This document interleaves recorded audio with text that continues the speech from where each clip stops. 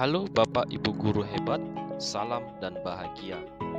Video kali ini saya akan menyampaikan koneksi antar materi, kesimpulan dan refleksi modul 1.1. Perkenalkan, saya Andi Syahputra R, peserta CGP Angkatan 9, Program Pendidikan Guru Penggerak Sumatera Utara tahun 2023. Sebagai fasilitator, Bapak Beslon Samosir, dan sebagai pengajar praktik Ibu Lincah Mawati Zega. Ada 3 pertanyaan pemantik. Yang pertama, apa yang Anda percaya tentang murid dan pembelajaran di kelas sebelum Anda mempelajari modul 1.1? Yang kedua, apa yang berubah dari pemikiran atau perilaku Anda setelah mempelajari modul ini? Dan yang ketiga, apa yang dapat segera Anda terapkan lebih baik agar kelas Anda mencerminkan pemikiran Ki Hajar Dewantara? Pertanyaan pemantik yang pertama, apa yang Anda percaya tentang murid dan pembelajaran di kelas sebelum Anda mempelajari modul 1.1? Ada 3 yang saya percaya. Yang pertama, peserta didik harus menjadi seperti yang diinginkan guru. Yang kedua, semua peserta didik mendapatkan perlakuan yang sama. Yang ketiga, pembelajaran budi pekerti difokuskan pada saat pelajaran pendidikan agama dan PKN saja. Berikutnya pertanyaan pemantik yang kedua. Apa yang berubah dari pemikiran atau perilaku Anda setelah mempelajari modul ini? Yang pertama, guru tidak bisa memaksakan kehendak harus seperti apa jadinya peserta didik. Guru ibarat petani dan anak sebagai benihnya. Benih padi tidak akan menghasilkan panen jagung. Begitu juga dengan benih jagung, jika ditanam tidak akan mungkin menghasilkan padi.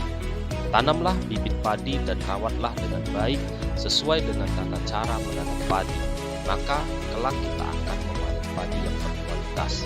Begitu juga dengan peserta didik, maka kita harus bisa mendidik, mengarahkan, dan menuntun sesuai dengan bakat dan minatnya. Berikutnya, hal yang berubah dari pemikiran atau perilaku saya setelah mempelajari modul ini adalah bahwa setiap peserta didik memiliki karakteristik yang unik dan berbeda-beda.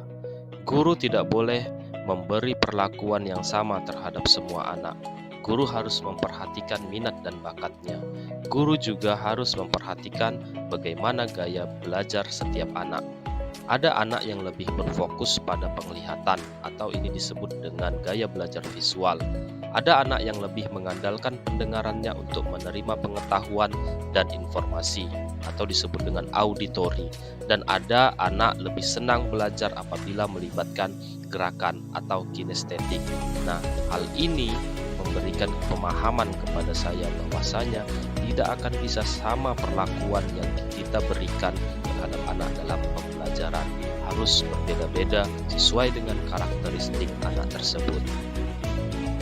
Selanjutnya, hal yang berubah dari pemikiran atau perilaku saya setelah mempelajari modul ini adalah bahwa semua pelajaran harus diintegrasikan dengan penerapan budi pekerti seperti pelajaran matematika, pelajaran bahasa Inggris, dan pelajaran-pelajaran yang lainnya harus tetap mengintegrasikan penerapan budi pekerti.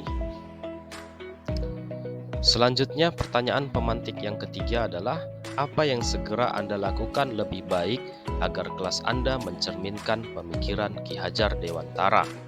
Yang saya lakukan adalah merancang dan menerapkan pembelajaran yang berdiferensiasi atau menyesuaikan dengan karakteristik peserta didik, kemudian berpusat pada peserta didik, kemudian kolaboratif, berikutnya variatif dan kreatif.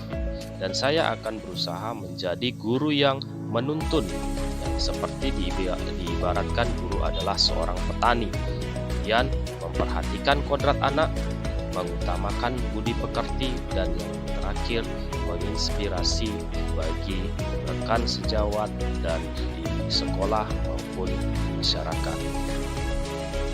Yang terakhir adalah kesimpulan dasar pemikiran Ki Hajar Dewantara.